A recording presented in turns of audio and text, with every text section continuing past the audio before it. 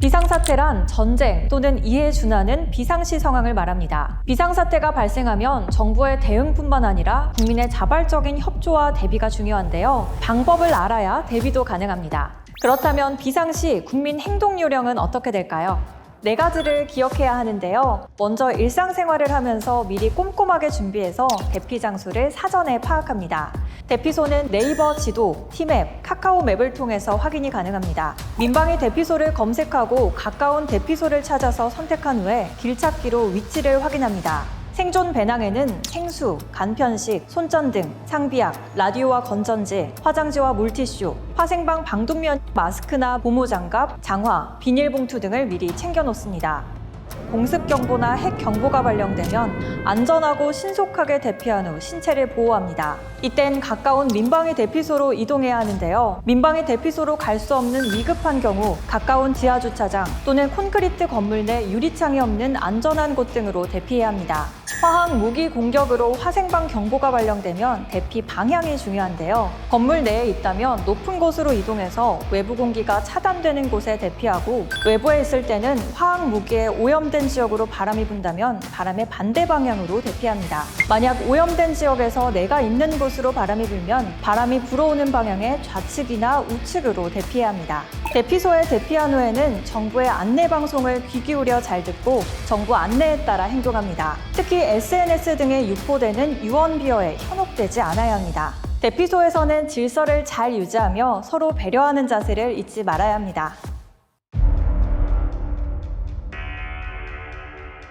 민방공 경보는 화생방, 핵무기를 포함한 적의 항공기, 유도탄 또는 지상이나 해상 전력에 의한 공격이 예상되거나 공격 중일 때 그 사실을 국민에게 신속히 알리기 위해 발령됩니다. 민방공 경보 체계는 5개의 형태로 이뤄지는데요. 적으로부터 공격이 예상될 때 음성 방송과 재난 문자로 경계 경보가 발령되면 즉시 TV나 라디오를 청취하며 정부의 안내에 따라야 합니다.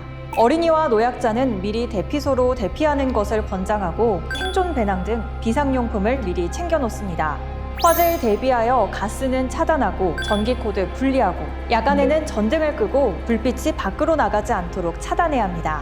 극장, 운동장, 음식점 등 사람이 많이 모인 곳에서는 영업을 중단하고 손님들에게 경보 내용을 알리고 순차적으로 대피시켜야 합니다. 다음으로 항공기, 미사일 등 적의 공격이 임박하거나 진행 중일 때 사이렌과 음성방송, 재난문자로 공습경보가 발령됩니다. 사이렌은 1분간 울립니다. 대피는 가까운 지하시설 또는 유리창이 없는 건물 안으로 들어가야 합니다.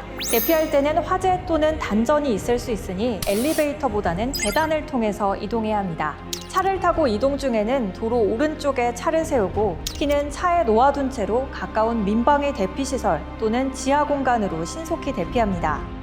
적의 화생방 공격이 있거나 예상될 때는 음성방송과 재난문자로 화생방 경보가 발령이 되는데요. 이때는 화생방 방독면과 마스크, 수건 등으로 호흡기를 보호하고 외부 공기를 차단할 수 있는 높은 층의 실내 공간을 선정하여 대피합니다.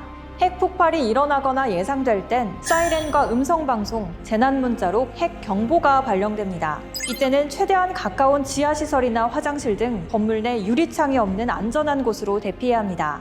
핵폭발이 발생하여 섬광을 보더라도 몇 초 이내 가까운 지하로 이동하거나 핵폭발 반대 방향으로 엎드리고 눈과 귀를 막고 입은 벌리고 배는 바닥에서 닿지 않게 합니다. 핵이 폭발하면 방사능이 섞인 눈과 비, 먼지 등 낙진이 상당 시간 발생합니다. 낙진으로 인한 통제구역 안에 있을 경우에는 최대한 지하 깊은 곳으로 이동하여 낙진이 안정화될 때까지 정부의 안내방송에 귀 기울여야 하며 공동대피소에서는 대표자를 선정하고 질서를 유지하여야 합니다.